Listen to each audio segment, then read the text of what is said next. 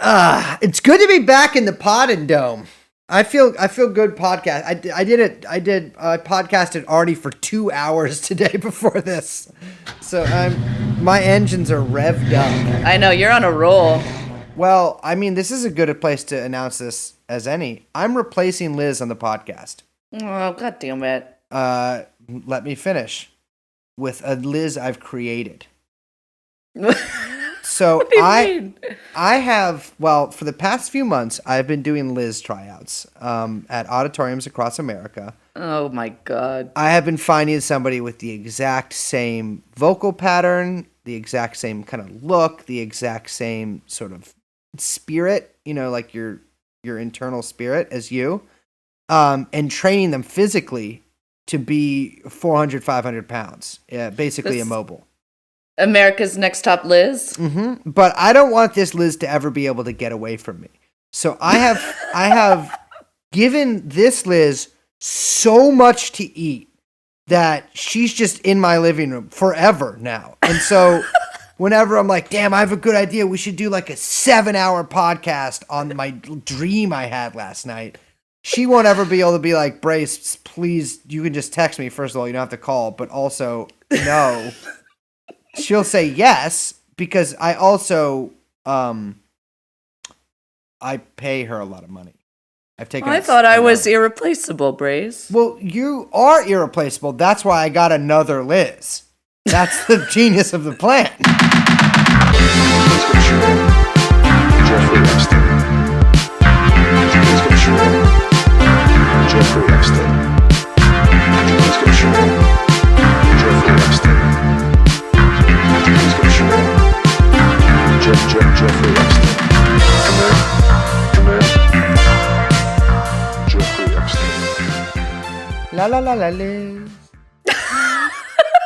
What is that? That's my new, when I see you now, when your image gazes upon me from the internet, when I boot you up, I'm going to go, my brain's going to go, la la la la Liz. I like that. All right. It is. It's nice. It's okay. No one else do it. Just no, Brace. yeah, no one else do it. I will actually sue you if you do it. Yeah. I won't like it. Hello, welcome. Hello. Welcome to TrueAnon. I'm La la la Liz. My name is Brace, and we are joined by Hyung Chomsky. I can always try to do the there, but it doesn't. I do it too light. We're joined by Young Chomsky. and we have I guess this is a bit of a different episode. Because we don't usually care or talk about what I guess you would call U.S. institutions. No, they can all fucking suck me. Fuck them. Yeah. But we had an opportunity that we couldn't pass up, which is to have the boys from the ALAB podcast on. Mm-hmm. And got to say, big fan. Big fan of the podcast, big fan of their Twitter. It's great Twitter content out there. So we're having them on to talk about all things Supreme Court, or as Brace will explain, criminal Supreme Court. And I think it's a fun one. Yeah, we should mention, because I don't know if we did. They're lawyers. We didn't just have them on because. Oh yeah, they know a bunch of shit. They about know the a law. bunch of this stuff. We didn't have them on just because we like them. Although we didn't not have them on because we like them, or whatever. I don't know if that works. And they're doing not only are they, I guess, on the podcast, but they're the people representing me in my soon-to-be filed suit against nobody. What? Nobody. No. Roll the interview.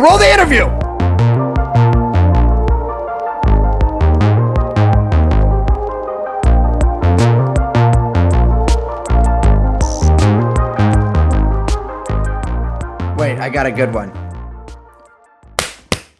Court's in session.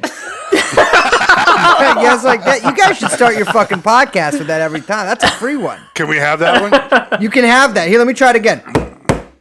Court's in session. Hey, wait, no. I got a better one. I know you guys said I couldn't play with the gun anymore, but which famous court case in Marin am I? Do you guys, the George Jackson trial?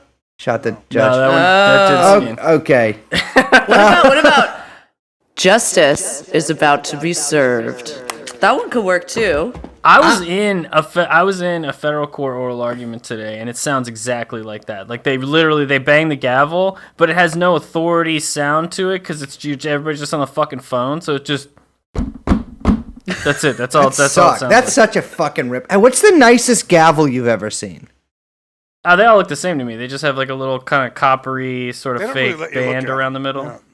Yeah. They ever let you hold one? No. I don't think I've ever seen a real gavel in court. Nobody has to be banged down. Generally, everyone's terrified of the judges. I can name a few people who should be banged down. The girl listening to this. So we have with us today, off to an auspicious beginning. We have with us today two of the best and only lawyers I know. Tarek and Andy from the ALAB podcast and also from the internet. Fellas, how you doing? Doing pretty good. I'm mostly from the internet, just to be clear. We only sometimes podcast, so mostly we just tweet. I gotta say, I'll be real with you. If I had your voice, I would probably podcast a lot. You know, you He can does have a podcast a lot fantastic already, voice. Pace. I know, but I podcast more. Like Liz has a good voice, but mine's just like a Hey, thanks. no problem. No, I'm a massive fan of not of your actual podcast, but of the podcasting genre. I'm a massive You're fan. a TrueAnon listener. I'm a big TrueAnon listener, and I've said this. I've gone on record very clearly on this. Liz's vocal fry is what holds this whole operation together, Bryce. You're replaceable, but Liz is not. There is no argument for me on that. All right, simmer down, fellas. Okay. We're so excited to have you guys on to basically. So I don't think that this should come as a shock to loyal TrueAnon listeners, but Brace and I, not big fans of the court system. Certainly not big fans of the Supreme Court. The point of privilege here, in my personal political correspondences, I solely refer to the Supreme Court as the criminal Supreme Court, and we'll be doing that for the entirety of this episode. Well, they're not operating under the appropriate flag with the gold fringe, right? So I recommend you not recognize them. Good for you. Liz, I'm sorry to interrupt, baby. No, it's fine. But so basically, there have been a couple cases recently. The Supreme Court decided that kind of wanted to have you guys on to sort of break behind the veil, I guess, of what goes on with the Supreme Court, because I think there's a kind of popular understanding that there's just these sort of these big decision cases just kind of come out of nowhere, and they have that's not really the case, is it? They're pretty much they're fairly predetermined, right? Well, yeah, I mean, I don't know if I'd say they're predetermined in the sense of the outcome, which is why we keep seeing them over and over again. But there's definitely, entrenched political and elite political interests in keeping these cases coming, right? They don't come up in the way that you think of a normal case where somebody has a legitimate dispute and the court is there to call the balls and strikes and figure out how to go in this specific dispute between these parties. I mean, these cases are ginned up year after year, state after state, in a way to keep this abortion issue alive and in front of the American people. It's something we can fight about. Right. Yeah, so just to be clear, we're talking right now about June Medical Services, which was a case that was just decided before the Supreme Court. And it's basically a cookie cutter carbon copy?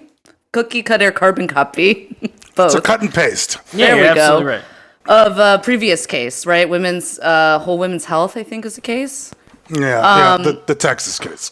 And yeah. And, basically these cases are, I mean, I think you said ginned up, but in what are kind of called legislation mills. Is that right? Right. Yeah. So like what you were talking about where it carbon copy or cookie cutter copy paste, that's exactly the right kind of terminology, because the law at issue in those cases is copy paste, is literal copy paste. You find, one of these think tanks that's got, a wash in Mercer money or something that has some washout big law, elite conservative lawyer who just generates this legislative text and then shops it out to all of these to people all over the country that like pass this law, just pass this. This is the next one we're working on. Everybody pass this law, and then that law will get challenged. But when you see these challenges come up, and as happened in this June Medical Services case, there was a Texas case previous to it that was basically the exact same text, the exact same law, because they came from the same place. And so we're just doing a repeat of the exact same case the court's already decided. So why does this keep happening? Like why do they just keep trying it over and over again? Is that the idea? Do they really expect a different outcome? Well, I think, if you could take a couple different reads, right? Like, if you want to take the most basic read, there are people that really care about this stuff, who want to change the law. They want to overturn Roe and outlaw abortion in a more meaningful way. And so they keep trying to push the envelope, and maybe we got a different justice on the Supreme Court now. Maybe they'll hear it. And so their job is to go around to these state legislatures, and this may shock you. State legislators are not the most careful or intelligent people. Say, hey, pass this. Somebody will sue and challenge it, and we'll get in front of the Supreme Court, and maybe we can chip away at Roe in a different way. Maybe we'll take a slightly different tack. Yeah. That aspect is like to get shots on goal. Just fire as many as possible, and maybe one gets through. That's that aspect of it. Yeah. So I mean, I think if you wanted to give these people the benefit of the doubt, right? This is something they care passionately about. They're using the political process, such as it is, to keep teeing up these laws in the hopes that they'll get a different result. At some point, if we just change this judge or that judge, or if Ruth Bader Ginsburg finally falls down the stairs or something, maybe we can change it. But I mean, I think the more cynical view is, I don't think they really give a shit, right? I think the fight is the point, right? Like, I don't think that any of these guys really fundamentally care about abortion qua abortion. I think most of them care about it as the fact that it's just one more thing to keep us fighting about in the culture wars. And, either way, it's helpful to continue to have our rights, our reproductive rights, reproductive justice on the ballot in this way. You've got to vote for Joe Biden or else your reproductive rights will be taken away. And I think it's a helpful dialogue for them to keep us having over and over again.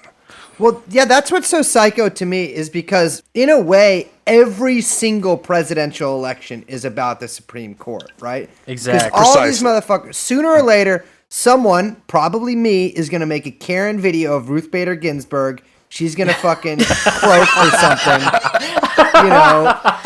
She's going to get canceled. People are going to figure out where she works and fire her. And like sooner or later, there's going to be, it's the presidential terms are 4 years. All these people are fucking 500 years old. And in the case of all the men, 900 pounds and a rapist. In the case of all the women, frail, like 450 years old, lich queens. And so like, that's what's so psycho to me, is because like the criminal Supreme Court decides so much, has so much power, and it's always at stake, right? Like there's never, in my lifetime, every single presidential election, they've always said, well, okay, you might not like, Barack Hussein Obama, but just full name, legally. But I'm going to give you a pass on that one. Say Barry Soetoro, but like if you don't vote for him, you're fucking you're letting the Republicans have the Supreme Court. It drives me crazy. Women's bodies are on the ballot, and if you don't vote for them, then you have just taken a vote against women's freedom. Even though you're voting for a guy who sniffed every strand of hair on a woman's head from here to fucking Missouri. But he and really the Yale pervert that he's going to pick to replace the next one that dies are all that stands between us and Armageddon. And a well-meaning liberal I'm a liberal, I'm just not a well-meaning one, will tell you every 4 years, this is too important to let your petty differences about any other issues that you might care about get in the way of electing this particular shitbag we've agreed upon. And it's not just the liberal side. Like you were saying, the fight is a big part of the point. My wife's mother is a kindly old Republican person who just like watches Fox News all the time. But if you ask her about like why she voted for Trump, even though she finds him really detestable, it's because it's easy. She just says, "Well, the Supreme Court. Supreme Court's on the ballot. Simple." So you can rally people that are not otherwise your allies, because you can dangle the stakes in front of them. What are you gonna do? You gonna allow do you want to personally kill babies? Because that's what you're doing. Shoot them right in the fucking head. I mean, that's you guys sort of touched on that earlier, is that like this culture war stuff with that, I mean, just in general is extremely profitable, right? Like there's a whole industry on both the sort of liberal and conservative sides about, ginning up these controversies, which are based in real world controversies or whatever, but ginning up these specific cases. And then there's a whole industry of lobbyists and nonprofits and different groups, basically for dedicated to supporting whichever side. And it's crazy because it's like, it seems like it's totally manufactured. If you wanted to dilute and shunt active political energy into a place where it could not harm you, supposing you were in a position of power, this is an incredible device to have at your disposal, because you get to totalize political opposition into a fight that people just keep having over and over. They just watch the same season of television every fucking 4 years. Yeah. Yeah. Well, and the thing is, if you accept that we live in a representative democracy and that there are processes for us to reach, across the aisle and come to sound, sensible policy decisions. I mean, any polling is going to tell you that most people, think some measure of abortion at a minimum should be. I mean, it's upwards of 70%.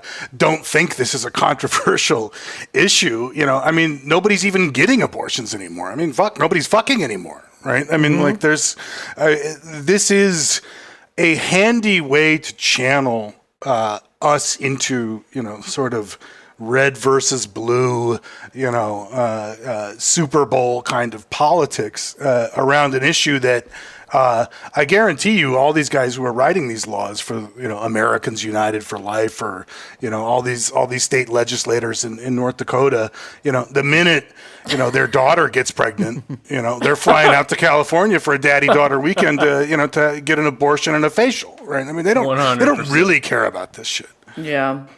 You mentioned, kind of basically like the ecosystem behind all of this stuff. And I think that's like a really important component, because it's true that, this has like, it's the convenience factor here, like you said, channeling all this energy into basically a useless like culture warrior dance, basically.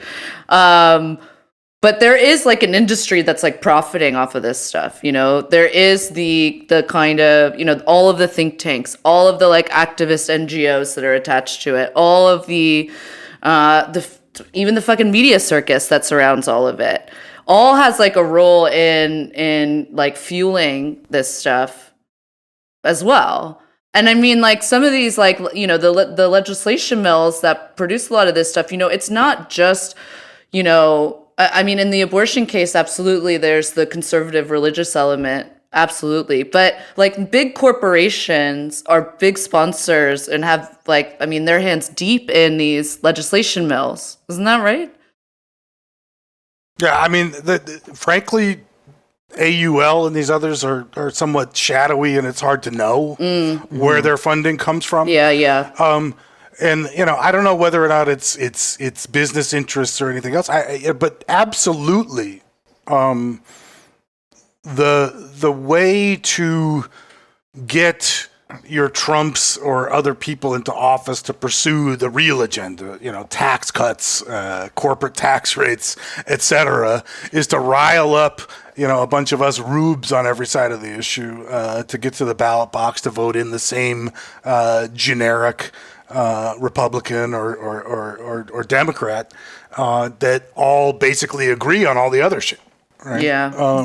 That's like what we do like in elections here in the city, because you can put ballot measures on the ballot here, like you have citizens initiatives. Mm-hmm. And a thing that like all politicians, not all, but basically like the progressive side and the moderate side, because it's all Democrats essentially.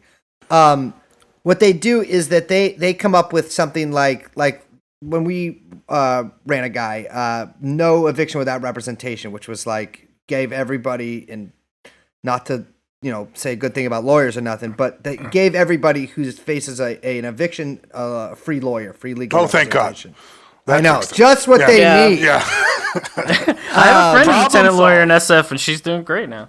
Yeah. Well, it's but they do that for basically the reason, not just to do it. I mean, it's not like there's an election every day, but it also gets people out and it gets people motivated to go vote. And that's kind of seems like what this is too. Like, oh, if there's this big, if you're like some 97-year-old woman who's literally never ever had like cowgirl or any of the other positions that said sex. Oh my God.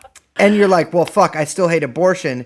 Like, you will go out exactly like you were saying, Andy. Even if you don't like really like the presidential candidate or whatever, that's not the issue on the ballot. The issue on the ballot is the Supreme Court who's going to decide such and such. Yeah, the essential point here is to focus people's political energy on an issue that is far removed from their actual circumstances, has anything to do with changing anything, and just focus their rage and anything that they might do to change or notice the circumstances around them, and to agitate for some different way of organizing the world, and just shunt it all into some bullshit.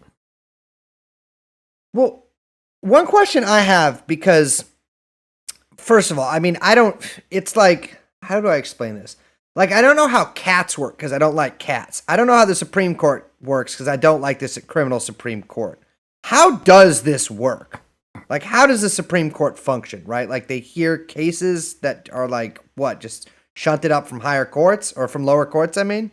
Yeah, so the federal court system has essentially three levels. You have a trial court, which is your federal district court. You have your appellate courts, which hear appeals from the trial courts, the district courts. And then you have the Supreme Court, which resolves appeals from the appellate court. And so the appellate courts will sit over a certain region. I think are there 11 circuits now, 12 circuits? And they handle a certain region of the country. And then the Supreme Court will deal with appeals on big issues, or perhaps sometimes there are conflicts between the circuits in resolving a similar issue. And so the Supreme Court will decide, okay, well, this is the law. This is the way we're going on that dispute. That's how it functions in an organizational fashion. And of course, the way it really functions is staffed by a bunch of freaks and perverts, right? That's the real deal. Yeah, I mean, it's the way that the law itself is generally structured is the Supreme Court, appellate courts, all these things. That's the real important stuff. You and your eviction with your lawyer under the city ordinance that you just got, that doesn't matter at all. Where the real action is are these fake cases that the legislation mills are pushing to the fore, right? Well, yeah, I mean, like one of those, like one of the most famous ones of the last couple years was Janus, which Young Chomsky, hit me with the sound. Yeah, I mean, seriously. So, I mean, in this case, maybe you guys can get into this, but I mean, this case, if you want to talk about like AstroTurf Supreme Court cases, I mean, this is like one of the most obvious examples. Right. I mean, this is a pure example of a decade, the sort of culmination of a decades-long effort to take what was, at one point a marginally, viable and even vibrant labor movement and, strangle it down to nothing, right? Mm. So by the time Janus comes along, I mean, nobody's in a union except for your occasional government worker down at the DMV, right? And the idea that the government guys might actually be in a union was so offensive and known to be offensive to the Chamber of Commerce and famously Justice Alito on the Supreme Court, et cetera, just galled these guys. So they went after longstanding precedent. But, Mark Janus never sued anybody. He was just sort of plucked out of obscurity to be the face of this case, right? And the case basically was invited by Alito in another decision saying, I think we should overturn the case that protects public sector unions. And lo and behold, a think tank shows up and hires and brings Janus to the fore, and they win because this was always going to be the case.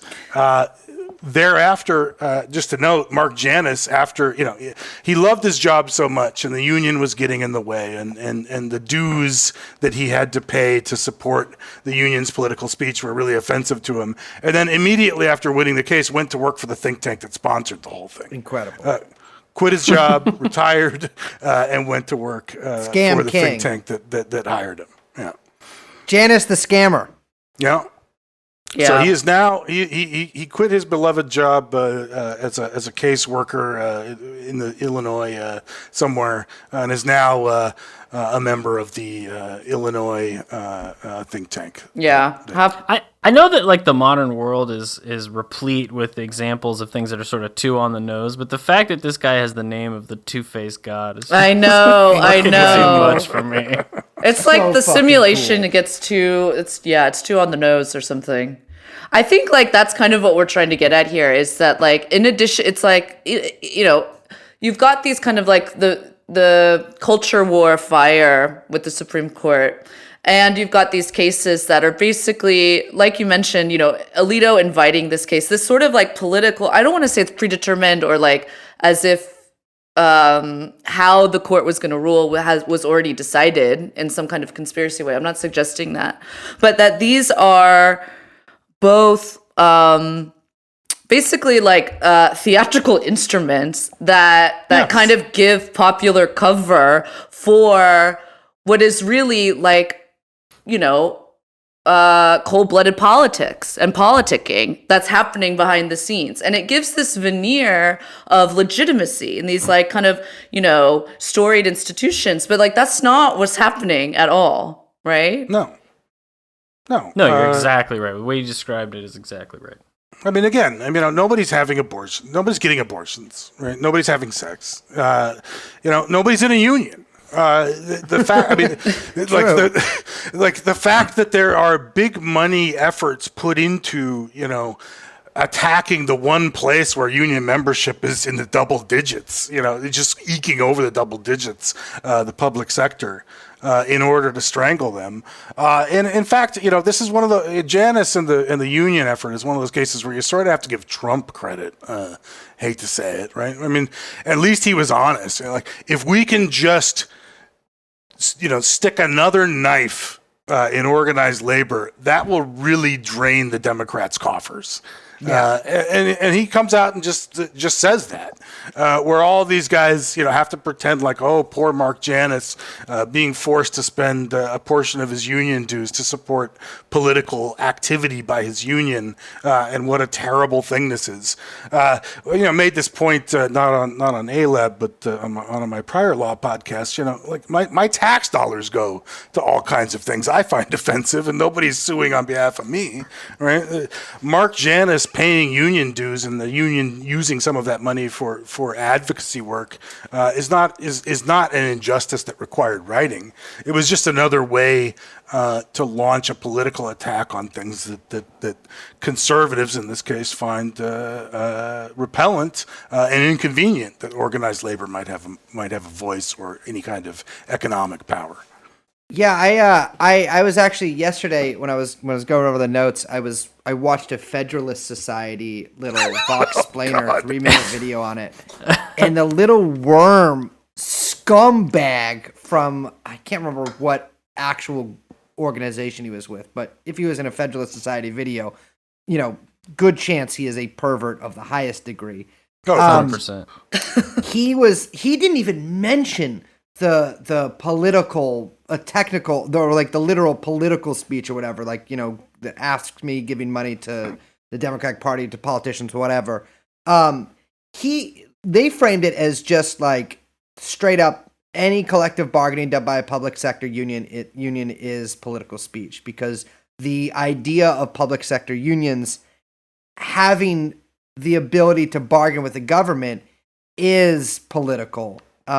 Because it's lobbying, which is it's incredible, because, I mean, listen, unions lobby a lot. Like, even private sector unions lobby a lot. And so they have to. It's terrible. Yeah, exactly. You have to, because the government makes laws that affect unions, whether that union is private sector or public sector to begin with.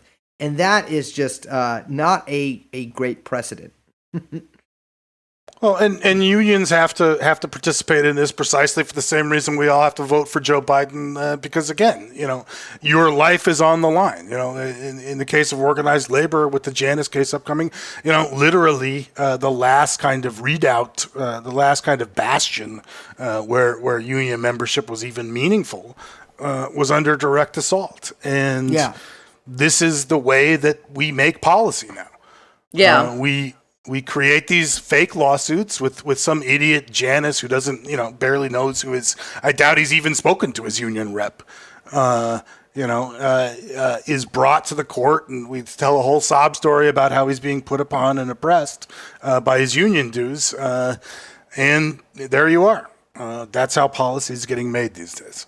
And Liz, you said earlier, you described it as theatrical, and I think it's exactly the right word for it, because all of this background is not lost on the court. Whatever else these people are, they're not stupid. They know this is going on, but the decision gives no hint of it. The decision does not talk about any of this stuff.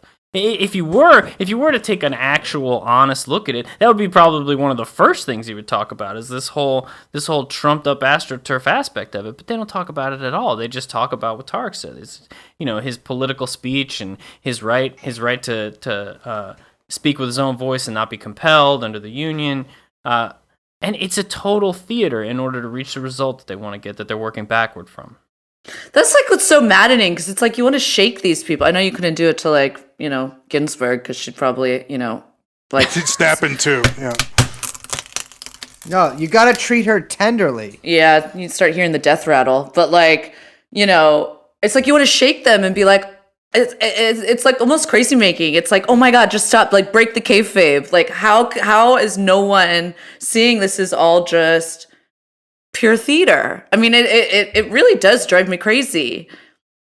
Well, I'm not going to say that there is a specific designed conspiracy out there to use this stuff to make you crazy, but I will say that if that's what they wanted to do, they couldn't do much of a better job of it than they're doing right now. Right? I mean, it is designed on some level, I think, to show how meaningless and powerless, most of us are, and we just have to kind of sit here as spectators for the big game. Will Mark Janus pull this one out? Or, yeah. Will the plucky ask me, have a Cinderella run, through the whims of these Supreme Court perverts? It's a little fucking disgusting, if we want to be frank. Well, you mentioned something. You just now you mentioned something, that this is how we make policy now. And that's really true. And I mean, I'm not like a, I don't know, legal historian, or I don't really know that much about the law, but it does feel like the courts are very powerful at the moment, at least in terms of kind of taking a long view here. And that some of that has to do with the fact that Congress is incredibly weak and doesn't really legislate at all. And it's we kind of have a skeleton of legislation, and then we decide what gets hacked at through the courts, and that's it. And it's a very bizarre way to run things. Yeah, I mean, I don't think you would design policy making like this if you were, starting from a blank slate, right? Now, I think it's fair to say that, I mean, the same Supreme Court criminal Supreme Court, that produced the Dred Scott decision. I mean, it's always been a political absolutely. entity. Yeah. But I mean, you take the Bostock cases, for example, the ones on the LGBTQ issues that just came out, which are, to me, are a very good example of what you're saying. In that case, unlike the abortion case where there are some, questions about what the federal government can really do in the health policy arena under the Commerce Clause, in that case, they're interpreting Title VII, which is, sort of your key employment rights statute that is on the books, designed by Congress to protect your rights, allegedly, in the employment sphere. And the fact that people have to sue and go through the courts and hope that maybe John Roberts or some other guy has a pang of conscience or something else to interpret this case to say that, hey, your employer can't fire you and tell you it's because you're gay. They actually have to lie to you before they do that. I was about to say, they just have to say it's because you were 2 minutes late one day. The fact that the cowards in Congress, the clowns in Congress, can't get it together to actually amend Title VII to just say that outright. And we have to sort of go through this whole theater and spectacle to get to what is, again, a fairly non-controversial result. It's weird, right? Now, smart guys will say, okay, you can't amend Title VII in this political environment. It's too charged. Congress will never agree. Trump will never sign it, et cetera. But that's feature, not bug. That's the whole point. It's the fact that you can't do it through the fact that it would be too divisive or whatever is exactly what fuels this entire thing that we're getting at with the courts, right? And reifies their power in the popular imaginary. This kind of gridlock is a perfect backdrop for what we see now from this administration, which is just rich guys coming in and taking the fixtures off the wall and ripping the paintings off before the whole thing fucking comes down. Yeah, absolutely. Yeah, it's ransacking. Right. Yeah, so what I think is notable is that right around the time that the government basically stopped being able to do anything was right when you saw the deification of Milady RBG. No question. And Absolutely. I think that probably has a lot to do with, I think those two things are connected because, you look and you see, I agree. I think the fucking clown car that is Congress they should be legislating just from a bunch a of prison turkeys. cell. Yeah, exactly. Oh, yeah. Exactly. Except possible TrueAnon listener Elon Omar.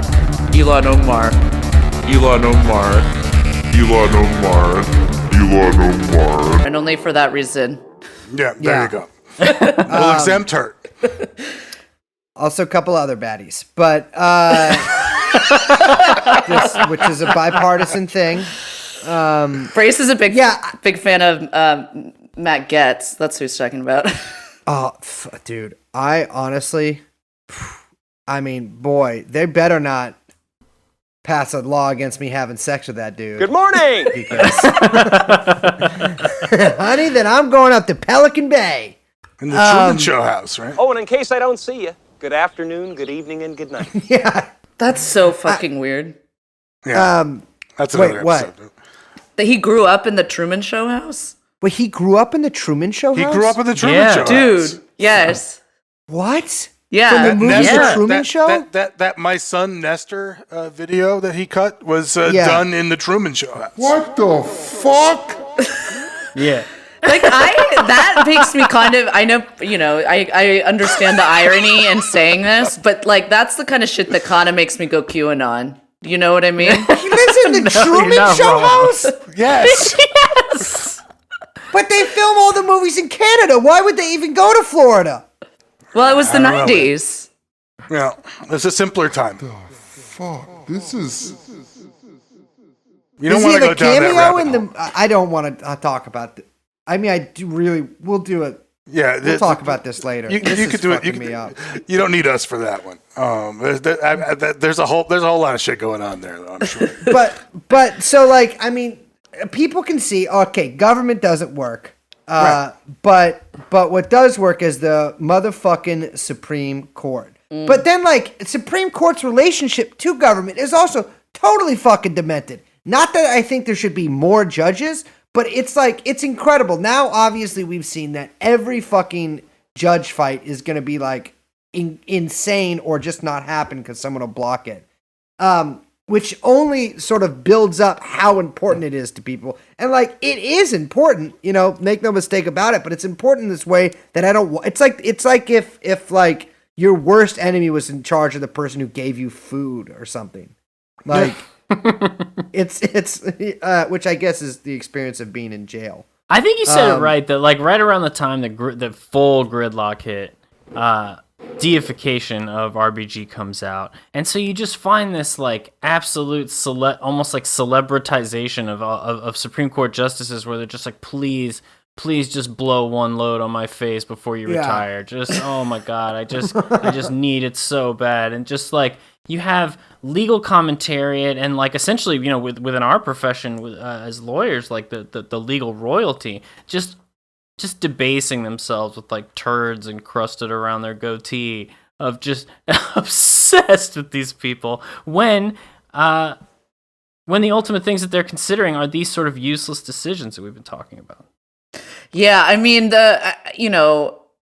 we should kind of go into this. Like, who are these people? Because they're all from the idea that there's that much of a difference. I mean, I get it, but the idea there's that much of a difference between, like, fucking Brett Kavanaugh and RBG is like, you guys, like, these are all, they all come from the same place. Well, they're absolutely all grown in the exact same vat. Yes, and increasingly so. Right? You know, I mean, like, again, every single lawyer is a fucking pervert. You know, but these guys are, like, the top tier of I'm not exempting us either. You know, I'm a huge pervert, but, like, these guys are, like, some whole other level, right? Like, these are not even people that are doing their perversions for, you know, normal reasons, like, you know, lots of money in a pedophile island, right? I mean, these guys are, like, you know, selling their souls and debasing themselves for $250,000 in the right to decide these cases. That's it? Yeah. Well, a year. You know, each year they get another $250,000. But yeah, I mean, like, Jesus Christ, like these fucking guys. Too bad they made negotiating for higher pay with the government illegal, because, whew, these guys are suckers. Yeah.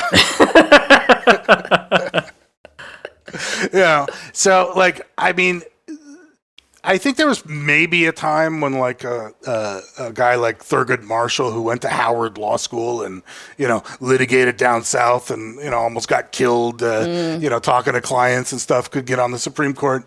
But all these guys now, every single one of them went to Harvard or Yale. Yeah. The only caveat there is that RBG transferred from Harvard Law after her second year and finished up at Columbia. She's the diversity hire on the Supreme Court right now. You know, and they surround themselves with people that went to Harvard or Yale, right? I mean, through the whole clerkship process. I don't know if, Andy, you want to expound on that a little bit. Yeah, a big part of the narrowing at the top that happens in our profession, the credentialization and elitism that happens at the top of our profession is filtered. It uses the clerkship process as a filter. And clerks are people, they are essentially just like recently graduated law students normally, who come from generally high prestige schools and who work with district court judges, who work with appellate court judges, and who ultimately work with Supreme Court judges. And it's a huge feather in your cap. And in some cases, it is a required element of applying for all of the most prestigious jobs within the profession. Without a federal appellate court clerkship, many of the most prestigious places will just throw your resume in the trash. It's not even worth looking at. Supreme Court clerkship is an automatic door opener. You're on your way to academia after that. You can do whatever you want with a Supreme Court clerkship. And that ultimate process, you can follow who is being selected as Supreme Court clerks. You could, Above the Law, some other places track it. And when you look at who's being selected, again, it's all first Yale, Harvard, Stanford is like the heaviest concentration of the people who end up with Supreme Court clerkships and appellate court clerkships. And then another big piece of it is like children of legal royalty. Anybody who's extremely established themselves, guess what? Their kids are going to end up on the Supreme Court as a clerk. Every time. I can point out several to you just from looking at this year's list. It would take me 2 seconds. Really? Absolutely. Oh my gosh. Okay, so Ricky Revesz is a professor at NYU, and his kid Josh Revesz, who I met once, is a very nice person, but he's clerking on the Supreme Court. And when you talk to Josh, he's a really nice guy, but he doesn't like talking about how his father is Ricky Revesz and his mother is Vicky Bean, and these are both I won't. It's beyond the scope of this episode to talk about their backgrounds or whatever, but these are both sort of like legal royalty. Right. No, go on. I don't even mean to interrupt. That was my point is just that these people who are children of legal royalty, like their path is set. Yeah, and I think that like as you say, it's like the clerkships and all of this. It's like increasingly whittling, right? I mean, it's like I feel like every couple years, it's like the tier of people they're picking from is smaller and smaller and smaller. Like this is like a very elite group, yeah. Well, and from a very narrow set of backgrounds. So, I mean, you could look at the Supreme Court through one lens and say, okay, this is an incredibly diverse group of justices. We got, an African American man. We've got a Latina, for the first time. We've got multiple women.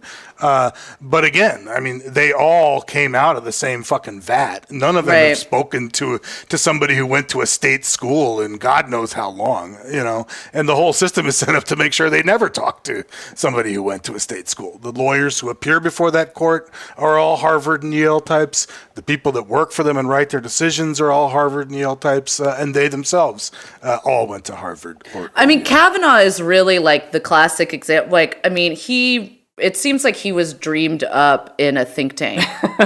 Like his entire background. Rocks. I mean, he's like literally a pod person. It's really wild to me. I mean, he's like a fake person.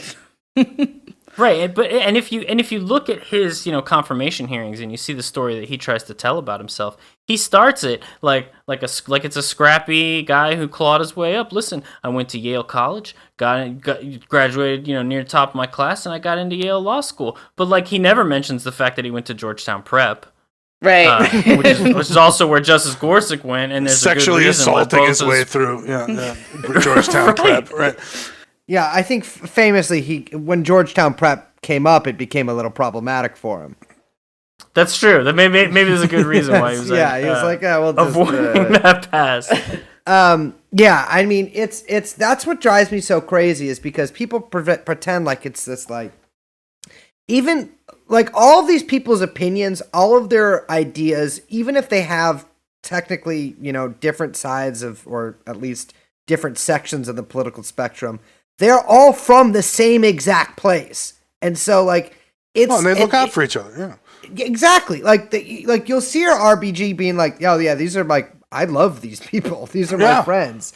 Meanwhile, these people are making incredibly terrible decisions for people that they're totally unaccountable for. That's what drives me fucking crazy. The fact that it is so much like a monarchy in that it's this rarefied circle of incredibly frail inbreds and perverts. Yes. Inbred/perverts who never interact with anybody, who's not basically in their immediate social milieu, who are all of them at the fucking top of the heap. And they have this air of mysticism. They fucking wear robes for Christ's sake. Yeah, they're wizard robes, yep. And their fucking word is law, which is what's so crazy. It's like 9 people who are basically unaccountable, who have the whole fact that it's for life too is a very insane thing. By the way, if any presidential hopefuls are listening to this, I am only 30, And I am reading that Alan Carr's Easy Way to Stop Smoking book right now. So my life expectancy is looking better than it has possibly made more than a couple months ago. And I did switch to Juul mostly. So I will do it. But like, it's incredible. Like it's these motherfuckers. Like there's nothing I can do about it either, which is what drives me crazy. Because I always think that there's something I can do about things, but I don't know what. And that's the thing too, is like, it's like our politicians or leaders, whatever, are, they're so incredibly cucked because it's like, they still haven't figured out again that the Supreme Court has no enforcement mechanism. So it's like, you don't like what they say, like, bitch, challenge it. What are they going to do? What, is the old lady going to come out and beat you? No. Like, it takes a while for, I guess, for political leaders to find the balls. But, like, the courts don't have an enforcement mechanism. You know what I mean? And that was what was so fascinating to me about, I can't remember which state it was. Fuck. Now I feel bad bringing it up. But I can't remember which state it was, but it was like, the state Supreme Court ruled that the state couldn't lock down. It was like one of the really conservative court, or not the state Supreme Court, but I can't remember what it was. But the governor challenged it. The governor wanted to shut down the state, and they said, no, you can't. It's unconstitutional, which is just so incredible. And it's like, dude, shut it down. Like, what are they going to do? Just fucking do it. You know what I mean? I really fucking hate the courts. I'm sorry.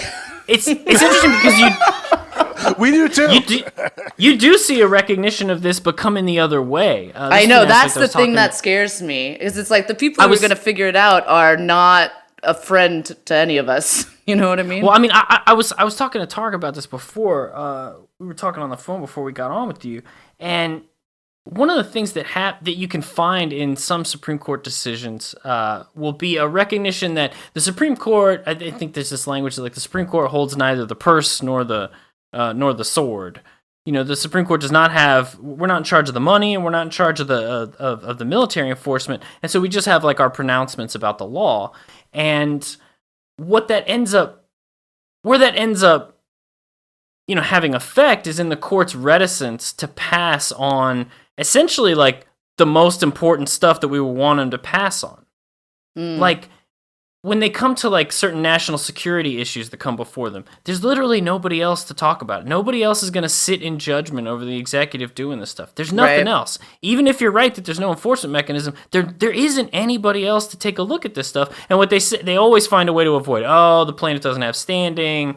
Look, we're not going to get into that. We're not going to judge. Who are we, the judges of the highest court, to judge what the executive might rule is a completely unreasonable danger, right? Yeah, the same thing happens with cops, where they're very reticent to go into the judgment of the cops. They said, "Listen, I'm just an old person, and I'm just an old academic. I don't know anything about what a police's reasonable judgment of what's scary. Maybe that 11-year-old kid running away from him had a very scary back that he needed to shoot into. Bullshit. What do they know about being a worker? How come they get to talk about workers then? That's exactly right. That they're very reticent. Right there, yeah.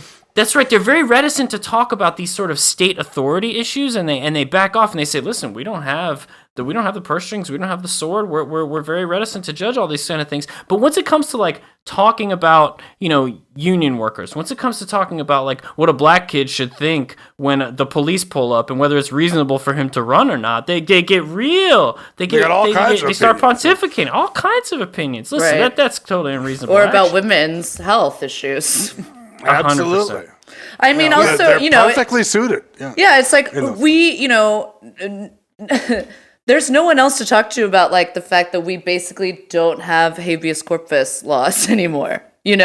Like they're the only people who could change anything about that. Or, you mentioned national security, but also surveillance issues and all of that. It's the only check, and they won't touch any of it. Right. When the surveillance case came before him, they just found 100 different ways to say that, listen, this guy doesn't have standing. He doesn't know. He doesn't know that happened. There's 100 different things that happen between the thing he can prove and the thing he's claiming. And so we're never going to let him get a chance to prove it. Yeah. So they punted. They didn't want to talk about it at all. But who else are we going to get to look at it? Yeah. Are you talking about the FBI one? I'm talking about I can't remember the section number, but it's the bulk collection. Okay, yeah. Because we had talked about the Tanvir versus Tanzan case, which could, hopefully affect Tarek. Wait, can you go over that case? In some kind of negative way. I can finally stop spying on my mosque and family. If this case. Tanvir is a great case, and it's a great case to kind of segue into like the way that this is broken, at least the sort of media culture brain around this stuff, which is nobody can take a look at the Tanvir case, which fundamentally is the FBI going up to Muslims and saying, okay, if you don't serve as our snitch in your mosque and tell us what all your, imams and friends are up to, we're going to add you to the no-fly list and you're never going to leave the country again. And there's nothing you can do about this because the no-fly list is a secretive device, and there's really there's no way. So these are individuals who have been forced into sort of snitch roles for the FBI under fear of sort of never seeing their nana back home in the old country. Right. Well, and even more than that, Tanvir, I think, was a trucker, so he lost his job because some of them are one-way drives, and so he couldn't fly home. He can't catch a plane back. Right. That is currently pending before SCOTUS, but the argument is on hold. But I'll tell you exactly what's going to happen. The liberal media commentariat on this is going to be obsessed with the fact that these are one of these situations where, good facts are going to make bad law, and you're going to rule in favor of these Muslims and their religious freedom to be Muslims, and you're going to give a backdoor victory to the religious right. And we can't have that, we're not going to process this in the way that we would expect the court to process it, which is somebody has an issue with the government, doing things that are unfair to them, and they go to the court and they get their day in court and maybe they win. We have to process this through, other ways of understanding, well, this is actually going to be somehow a sop to the religious right and recognize religious freedom in a way that's unhelpful to us in the culture war. It's incredible. Like, well, I was reading an article about it earlier. So they're saying that like if these guys if the court rules in these guys' favor, says that they can practice their religion, then that means guys like Billy Graham can also practice their religion, which is a sexist one, meaning that it essentially legalizes sexism.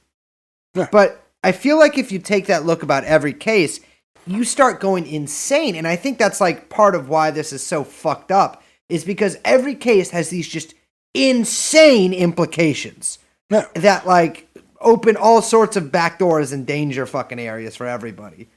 It's it becomes so much. It's not about these five guys. It's just about everybody else. Well, and it's really about can we count this as a win or a loss for our team in the culture war? Yeah, right? exactly. And oh my God, and this is the sort of broken brain way we interact with these cases and with this method of policy making. Oh, we won the abortion case. We won the gay rights case this year. Now, never mind that we'll be doing it again in 3 years or whatever. But nobody's really stepping back and saying, is this a healthy way to run a country? Or even, sorry to take the criminal Supreme Court side on this. Is this a healthy way to run a Supreme Court? Why don't we just let them decide real cases and come out the way those cases should and deal with the cultural implications of it through other means? But everything ultimately we have to worry about, are we winning or losing the culture war if this guy wins or not? Libs will vent this guy out of a fucking airlock over the ocean if it'll give him one step in the favor of the culture war. Which is so disgusting. I mean, Brace, earlier you compared it to kind of like monarchy, and I think that like the way the commentariat around SCOTUS functions is so much like that, because it's all this like court intrigue, and I mean court as in like monarch Royal court. Yep. Yeah, royal court. That like, you know, it's all about the different personalities and ooh, how are they going to do it? And ooh, which side is Robert's going to fall on this time? And oh my God, will this actually be more racist than you realize? And like, it's all just fuck. I mean, I know that's a feature of the like take economy and like what the Lion News media has like decayed into as a kind of like, you know, spectator sport of just nonsense garbage.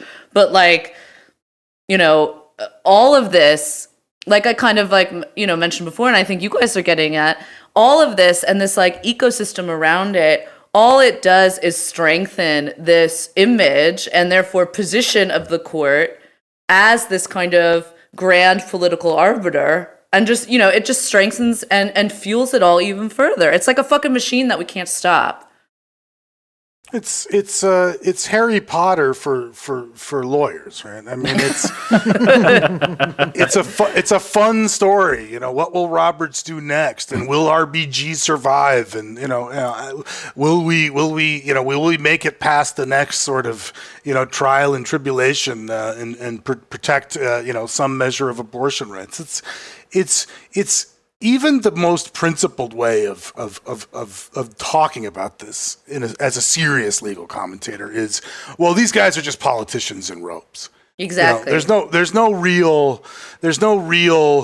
analysis. There are no real principles in place. These people are just politicians in robes. But even that, I think, serves to reify and validate this as a way to make policy. This as a way to sort of enact rules that have real consequences, not for the Supreme Court judges, because to them, I think, and to the legal commentators and everybody that sort of gets obsessed about the big game and the Super Bowl around all this, none of them are really affected by any of this. It's a game. It's fun. It's exciting, but whether or not you can get an abortion or whether or not your boss can say, I'm firing you because you're gay. I think those are real things that do have implications to people ultimately. But to these guys, it's just a fun thing to talk about and kind of a fun story to tell over and over again. Now, I would probably shy away from saying that I believe that this is all by design and rather than just sort of a kludged evolution of an institution. I don't know. But if you could speculate, if you were in the Bilderberg group or whatever kind of high up secretive cabal, and you wanted to check in on like what are these people, what are this group of professionals who are up to, who say they want to create a more equitable society? What are they doing? Oh, it's funny. I got them all hooked on this professional wrestling, but with judge robes on. They're just, that game of, I bought them a game of whack-a-mole and they're just jerking off with it all day. It's incredible. They're not doing shit.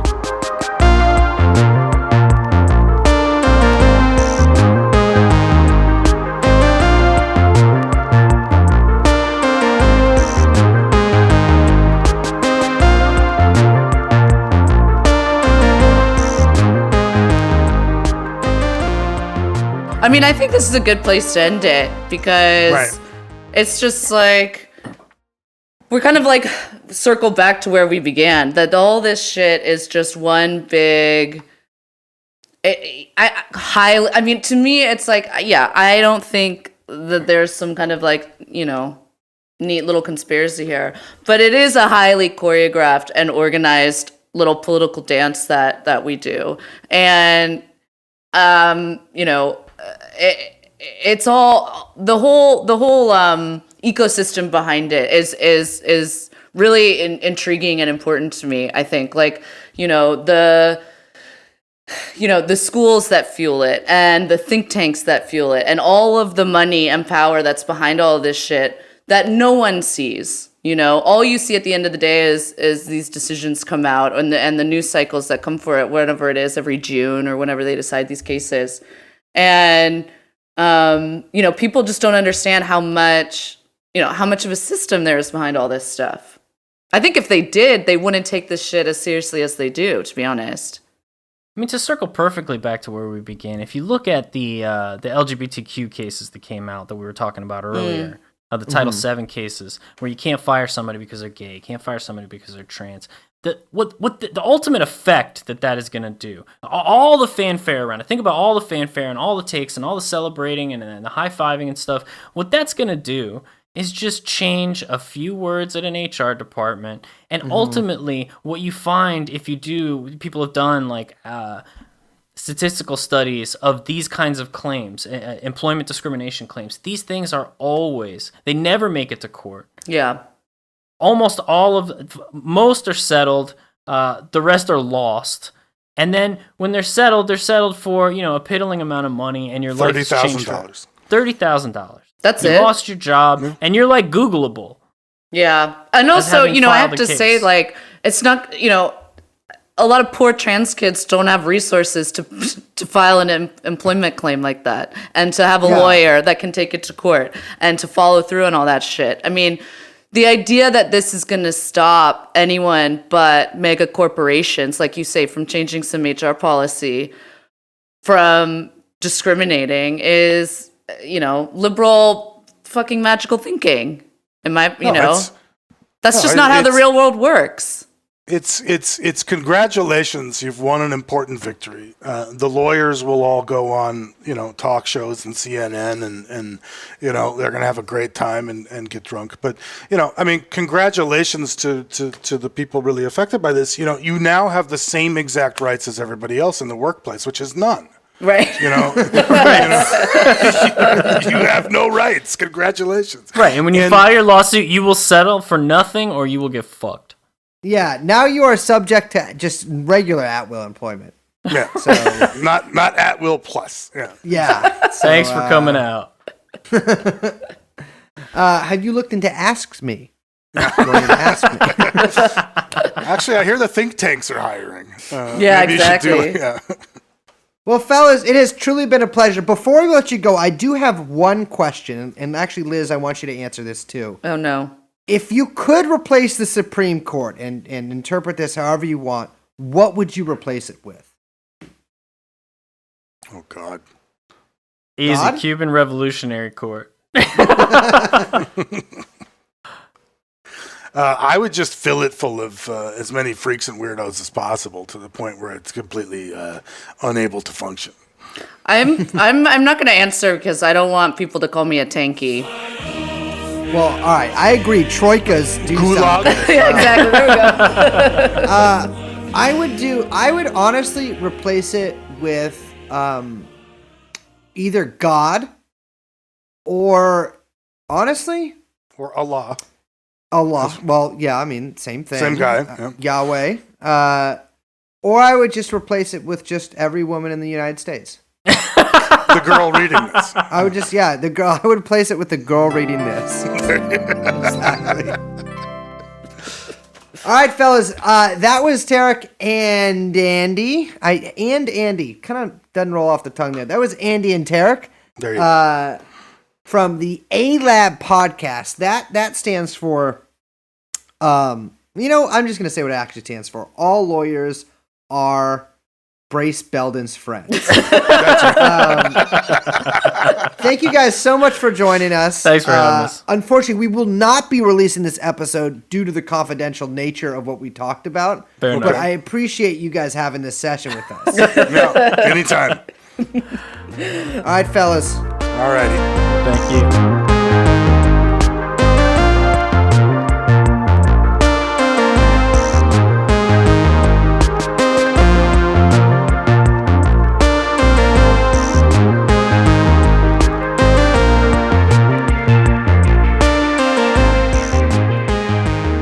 Well, I'm suing everyone now. Yeah, I actually am suing a lot of people right now. But that inspired me. I'll tell you what, Liz, we got to make it to the Supreme Court. I was thinking that while we were talking to them, and I was like, who'd be great at this? Who? This guy. Me? And I'm pointing to myself. Oh, yeah, you'd be fantastic. Because I'd be great. First of all, I look great in a dress. Mm-hmm. Agreed. Black, very flattering. Mm-hmm. Wear it all the time. I think you're skinny no matter what the color is. Well, thank you very much. But, so I think I'm perfect. That alone, I think, qualifies me. At least as much as anyone else on this fucking clown court. Dude, Liz, wait. guys, I'm serious about this. What if we get podcasting banned? Like, what if we get someone to sue us? Like, I think I did in this episode, the brace noise or whatever, and then someone like does it or something, and then we sue ourselves, or like one of us sues another one, and it's like podcasting should be illegal. It's and we get it banned. That would be fucking sick. But why would we want to do that? We wouldn't have to do this anymore. Wait, what? I thought you liked doing it. I wanted to be an actor. Well, you could still pursue that. No, sometimes I feel like the only thing I act is a different emotion than the one I actually feel. Oh my god. Okay. All right. By the way, I don't want to be an actor. Yeah, thank God. No. Okay, with that, let's finish this up. I don't know. I got nothing to say. Well, say your fucking name then. Okay, fine. I'm Liz. I'm Brace, and we are joined by producer Young Chomsky. And that's it. We'll see you next time. Bye-bye.